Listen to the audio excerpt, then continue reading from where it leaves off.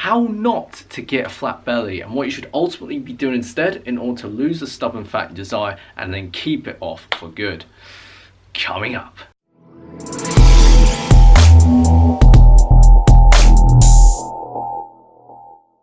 My friends, welcome to today's video. My name is Jake of jgcalisthenics.co.uk, and if you're new to weight training as well as this being your first time here on the channel, then make sure you subscribe to the channel now and turn on post notifications, because if you're looking to build a body you can be proud of, then my videos show you exactly how you can achieve that specifically. And for my loyal crew members aboard the Gainstraight Express, welcome back once again, and as always I appreciate you a lot. Before I get into the good stuff, I just want to mention, these three most common mistakes I'm highlighting in this video are the exact same mistakes that I made myself in the past when I first began my fitness journey. So don't be disheartened if you're making any of these mistakes, because I've been there, I've done that. I haven't got the t-shirt, but I'm here to guide you to not only not repeating those same mistakes, but how you can achieve the best results in the shortest time possible. So mistake number one is focusing way too much on ab exercises and ab workouts, because let's be honest, if ab workouts truly worked, right, let's just think about this logically.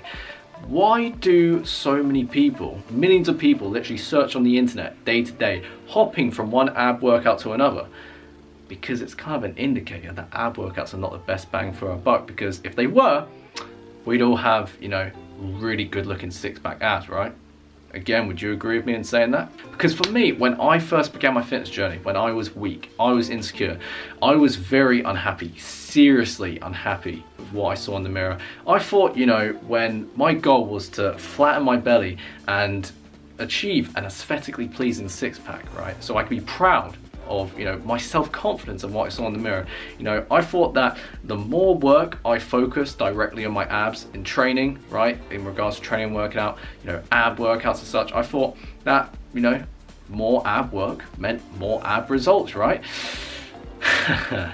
Not necessarily, unfortunately, because literally I remember I would do like 1 to 1.5 hour workouts, and then I would do 30 to 60 minute ab workouts afterwards, right? I'm talking about doing the circuits of the high reps of the sit-ups, crunches, all of this stuff. And I'm not sure about you, my friend, but when you put so much of your blood, sweat and tears into something and just don't really see anything in return, it can feel pretty disheartening, right? And if you're on that same boat now, I can certainly feel your frustration, right? And so, with that said, because I don't want you to suffer like I had to, right, is what I found though, is that from my months of trial and error, it was very, it was hard to believe at first that when I actually focused less directly on my abs, I actually got more results, with flattening my belly and getting six-pack abs, right, as a result. And if we look at bodyweight training and calisthenics as an example,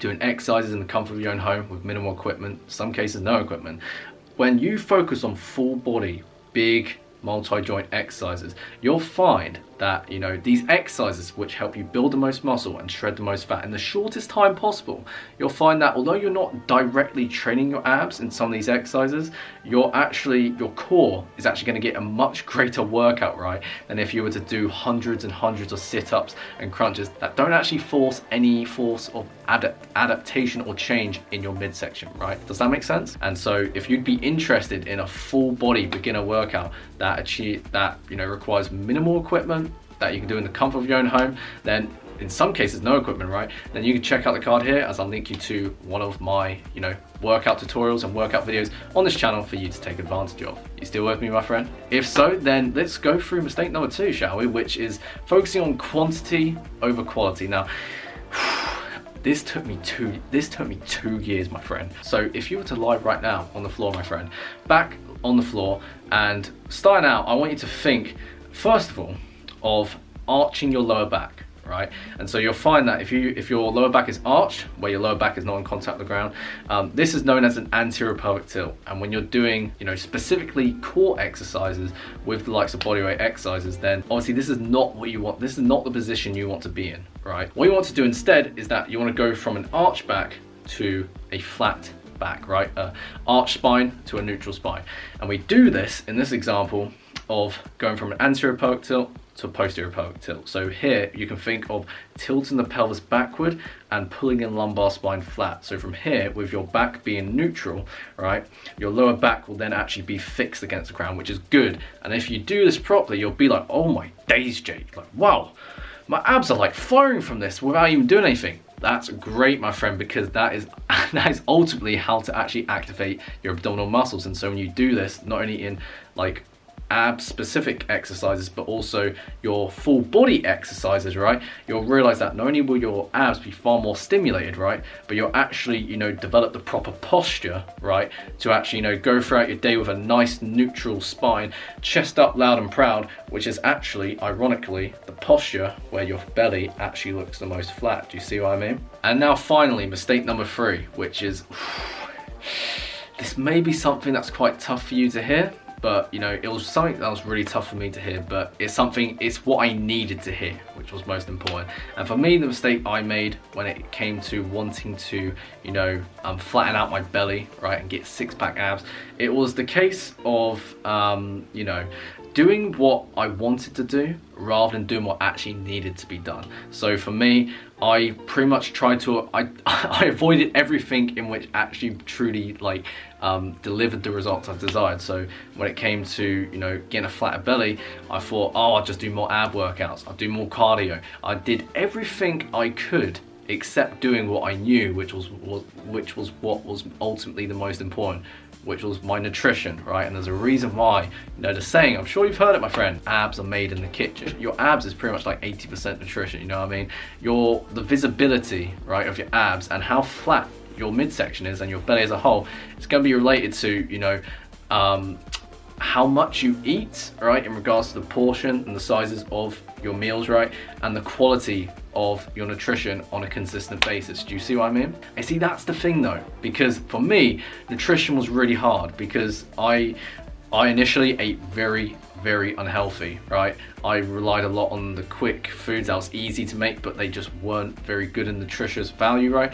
And so that's where I tried to avoid everything in the past, right? Because what actually needs to be fixed was the hardest, right? Do you see what I mean? And so for you, my friend, all you need, right, is you just need a nutrition plan that is not only easy to follow, but it's simple to follow, right?